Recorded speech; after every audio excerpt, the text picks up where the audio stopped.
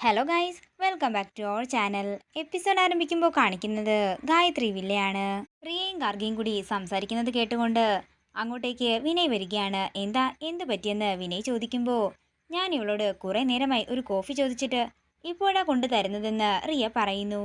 ഇത് കേൾക്കുന്ന വിനയ് ദേഷ്യത്തോടെ പറയുകയാണ്, റിയ എപ്പോൾ ചോദിച്ചാലും എന്ത് ചോദിച്ചാലും നീ ആ സമയത്ത് തന്നെ കൊടുത്തേക്കണം, ഇല്ലെങ്കിലേ നിന്റെ മുഖം പിടിച്ച് ചുമരിലിടിക്കും ഞാൻ. ഇത് കേൾക്കുന്ന റിയ ചിരിച്ചുകൊണ്ട് ഗാർഗിയെ നോക്കുമ്പോൾ ഗാർഗി എല്ലാം കൃത്യസമയത്ത് കൊടുത്തേക്കാമെന്ന് പറയുന്നു. തുടർന്ന് കോഫി കുടിച്ച് കോഫി നല്ലതാണെന്ന് പറഞ്ഞ് റിയ വിനയുടെ കൂടെ അവിടെ നിന്ന് പോവുകയാണ്. പിന്നീട് കാണിക്കുന്നത് ഗാർഗിയാണ്. ഇത്രയും സമയമായല്ലോ, അവള് വോമിറ്റ് ചെയ്യേണ്ട സമയം കഴിഞ്ഞല്ലോ എന്ന് ഗാർഗി ആലോചിക്കുമ്പോൾ അങ്ങോട്ടേക്ക് ദേഷ്യത്തോടെ പാറു വരികയാണ്. ഗാർഗി, നീ എന്തൊക്കെ ഈ വീട്ടിൽ കാട്ടിക്കൂട്ടുന്നത്? നീ ആ കോഫിയിൽ വിഷം ചേർക്കുന്നത് ഞാൻ കണ്ടതുകൊണ്ട് ഭാഗ്യം. അതുകൊണ്ട് ഞാൻ കോഫി മാറ്റി വേറെ വെച്ചു. അല്ലെങ്കിൽ അവളിപ്പോൾ ഇവിടെ ചോര ഛർദ്ദിച്ച് മരിച്ചേനെ, നീയോ ജയിലിലും പോയേനെ. ഇത് കേൾക്കുന്ന ഗാർഗി പറയുകയാണ്, പിന്നല്ലാതെ ഞാനെന്താ അവളും വിനയും കൂടി ഒരുമിച്ച് ജീവിക്കുന്നത് നോക്കി നിൽക്കണോ? ഞാൻ എന്താണെങ്കിലും അവളെ കൊല്ലും. എൻ്റെ വിനയെ എന്നിൽ നിന്നും തട്ടിയെടുത്തവളാ അത്. അറിയ എൻ്റെ മുന്നിൽ നിൽക്കുന്നിടത്തോളം എൻ്റെ ഭ്രാന്ത് കൂടത്തേ ഉള്ളൂ. ഗാർഗി, നീ സമാധാനത്തോടെ വേണം ഓരോ കാര്യങ്ങൾ ചെയ്യാൻ. എന്താണെങ്കിലും വിനയ് നിന്റെ ജീവിതത്തിലേക്ക് മടങ്ങി വരും. പക്ഷേ നീ അതിനുവേണ്ടി കാത്തിരിക്കണമെന്ന് മാത്രം.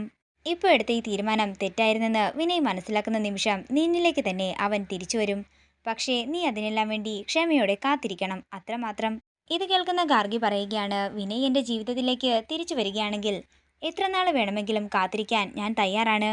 പക്ഷേ റിയ, അവൾ എൻ്റെ മുന്നിൽ അഹങ്കരിക്കുന്നത് എനിക്ക് കണ്ടു നിൽക്കാൻ ആകുന്നില്ല പാർവതി. എല്ലാത്തിനും വഴിയുണ്ടെന്ന് പറഞ്ഞ് ചിരിച്ചുകൊണ്ട് പാറു അകത്തേക്ക് പോകുന്നു.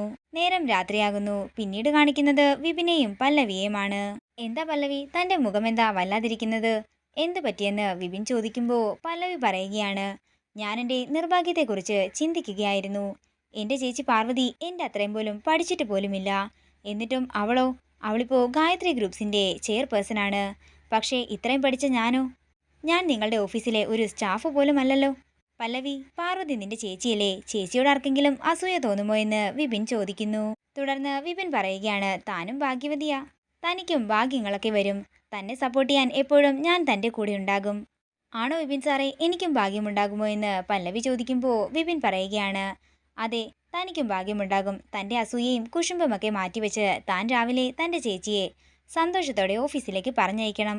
ഇത് കേൾക്കുന്ന പല്ലവി അതിന് സമ്മതിച്ച് വിപിനെ നോക്കി ചിരിക്കുകയാണ്. നേരം പുലർച്ചെയാകുന്നു. പിന്നീട് കാണിക്കുന്നത് പാറു ഓഫീസിലേക്ക് പോകാനായി തയ്യാറായി താഴേക്ക് വരുന്നതാണ്. പാറുവിനെ കണ്ട് ദേഷ്യത്തോടെ നിൽക്കുകയാണ് പ്രഭാവതിയും വിനയും. അങ്ങനെ പാറു ഗോപിനാഥിന്റെ അനുഗ്രഹം വാങ്ങുമ്പോൾ ഗോപി പറയുകയാണ്, ഗായത്രി എങ്ങനെയാണോ നമ്മുടെ ബിസിനസ്സുകളെല്ലാം നടത്തിക്കൊണ്ടുവന്നത് അതുപോലെ തന്നെയായിരിക്കണം മോളും നമ്മുടെ ബിസിനസ് എല്ലാം കൈകാര്യം ചെയ്യുന്നത്. തീർച്ചയായും അച്ഛാ. വിശാൽ സാറിനെ ചെയർപേഴ്സന്റെ കസേരയിലേക്ക് ഇരുത്തിയപ്പോൾ എനിക്ക് ഒന്നും തന്നെ അറിയില്ലായിരുന്നു. പക്ഷേ അതിനുശേഷം വിശാൽ സാർ എന്നെ എല്ലാം പഠിപ്പിച്ചു. തുടർന്ന് പാറു ഇംഗ്ലീഷ് പറയുമ്പോൾ ഇത് കേൾക്കുന്ന പ്രഭാവതി ഞെട്ടലോടെ പാറുവിനെ നോക്കുന്നു. എന്നാൽ ഇത് കേൾക്കുന്ന ഗാർഗിയും ഗോപി വിശാലും സന്തോഷത്തോടെ കൈകൊട്ടുകയാണ്. എൻ്റെ കടമ എന്താണെന്ന് എനിക്ക് കൃത്യമായി അറിയാം. അത് ഞാൻ കൃത്യമായി ചെയ്തിരിക്കുകയും ചെയ്യും. ദൈവമായിട്ട് എന്നെ ഏൽപ്പിച്ചിരിക്കുന്ന ഉത്തരവാദിത്തമാണിത്. ഇതിൽ നിന്നും ഞാൻ ഒരിക്കലും പിന്മാറുകയില്ല.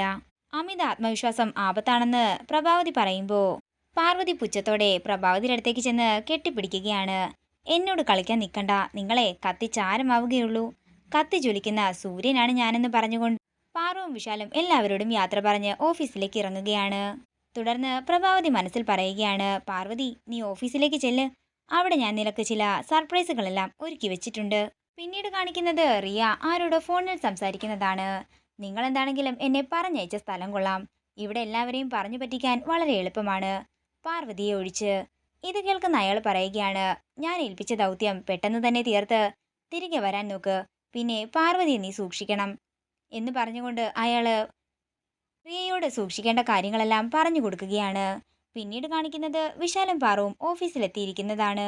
തുടർന്ന് അവിടെയുള്ള സ്റ്റാഫുകളെല്ലാം ബൊക്കെ നൽകി പാറുവിനെ സ്വീകരിക്കുന്നു. പിന്നീട് കാണിക്കുന്നത് അവർക്ക് പിന്നാലെ തന്നെ പ്രഭാവതി ഓഫീസിലേക്ക് വരുന്നതാണ്. ഇപ്പോൾ എല്ലാവർക്കും പാർവതി മാത്രം മതി. എന്നെ ഒന്ന് ആരും നോക്കുന്ന പോലുമില്ല. എല്ലാം എത്രയും പെട്ടെന്നും തകർക്കണം എന്നൊക്കെ മനസ്സിൽ പറഞ്ഞുകൊണ്ട് പ്രഭാവതി അകത്തേക്ക് ചെല്ലുകയാണ്. പിന്നീട് കാണിക്കുന്നത് പാറു അക്കൗണ്ട്സ് എല്ലാം ചെക്ക് ചെയ്യുന്നതാണ്. ഹരീഷ്, ഈ കണക്കുകളൊന്നും അത്ര ശരിയല്ലല്ലോ എന്ന് പാറു പറയുന്നു. ഇതിൽ ചില മിസ്റ്റേക്കുകളൊക്കെ ഉണ്ടല്ലോ, നിങ്ങളെന്താ ചെക്ക് ചെയ്തില്ലേ എന്ന് പാറു ചോദിക്കുമ്പോൾ ഞാൻ വെരിഫൈ ചെയ്തതാണെന്ന് ഹരീഷ് പറയുന്നു. എന്താ പാർവതി, എന്ത് പറ്റിയെന്ന് വിശാൽ ചോദിക്കുമ്പോൾ പാറു പറയുകയാണ്, ഓഫീസ് മെയിൻ്റനൻസിന് 2 കോടി രൂപ ചിലവാക്കിയെന്നാ കാണിക്കുന്നത്. പക്ഷേ ഇവിടെ മാറ്റങ്ങളൊന്നും ഞാൻ കാണുന്നില്ലല്ലോ. എന്താ ഹരീഷ് ഇതൊക്കെ എന്ന് പാറു ചോദിക്കുമ്പോൾ ഹരീഷ് പറയുകയാണ്, അത് പിന്നെ മേഡം, പ്രഭാവതി മേഡത്തിന്റെ മേൽനോട്ടത്തിലാണ് എല്ലാം നടന്നത്. ഇത് കേൾക്കുന്ന പാറു ദേഷ്യത്തോടെ പറയുകയാണ്, ഞാനല്ലേ ഇപ്പോൾ നിങ്ങളോട് പറഞ്ഞത്, ഇന്ന് വൈകുന്നേരത്തിനുള്ളിൽ എല്ലാ കണക്കുകളും കൃത്യമായി എനിക്ക് കാണണം. കേൾക്കുന്ന പ്രഭാവതി പരിഭ്രമത്തോടെ ഇരിക്കുകയാണ്. അതിനുശേഷം പറയുകയാണ്, ഇതിന് ഞാൻ മേൽനോട്ടം വഹിച്ചതേ ഉള്ളൂ എന്ന് കരുതി എല്ലാം എൻ്റെ തലയിൽ കൊണ്ടിടണ്ട. ഞാനതിന് അമ്മയെക്കുറിച്ചൊന്നും പറഞ്ഞില്ലല്ലോ എന്ന് പാറു പറയുമ്പോൾ വിശാൽ പറയുകയാണ്, അമ്മയുടെ പേര് ഇതിലേക്ക് വലിച്ചിഴക്കേണ്ട. പണം അമൂല്യമാണ്, അത് ചിലവാക്കുന്നതിലും ചില നിയമങ്ങളൊക്കെയുണ്ട്. എനിക്കെന്താണെങ്കിലും കൃത്യമായ സ്റ്റേറ്റ്മെന്റ് കിട്ടണമെന്ന് പാറു ഹരീഷിനോട് പറയുന്നു. തുടർന്ന് പ്രഭാവതി മനസ്സിൽ പറയുകയാണ്, കുറെ നാളുകൾക്ക് ശേഷം ഇവൾ ഇങ്ങോട്ടേക്ക് വന്നത് എന്റെ കള്ളി വെളിച്ചത്താക്കാനാണോ ഒക്കെ പറഞ്ഞ് പേടിയോടെ നിൽക്കുകയാണ് പ്രഭാവതി. പിന്നീട് കാണിക്കുന്നത് ഹരീഷിനെയാണ്. ക്യാബിനിലേക്ക് ചെന്ന് ഫയലിനായി തിരയുകയാണ് ഹരീഷ്. ടെൻഷനോടെ ഹരീഷ് മറ്റൊരു സ്റ്റാഫിനോട് തന്റെ ക്യാബിനിലേക്ക് വരാൻ പറയുന്നു. അതേസമയം ഭയത്തോടെ ഇരിക്കുന്ന പ്രഭാവതിയെ കാണിച്ചുകൊണ്ട് ഇന്നത്തെ എപ്പിസോഡ് ഇവിടെ തീരുകയാണ്. വീഡിയോ ഇഷ്ടമായെങ്കിൽ മറക്കാതെ ലൈക്ക് ചെയ്യുക, ഷെയർ ചെയ്യുക, കമന്റ് ചെയ്യുക. കൂടുതൽ സീരിയൽ അപ്ഡേറ്റ്സിനായി മറക്കാതെ സബ്സ്ക്രൈബ് ചെയ്യുക നയൻസ് ക്രിയേഷൻസ്.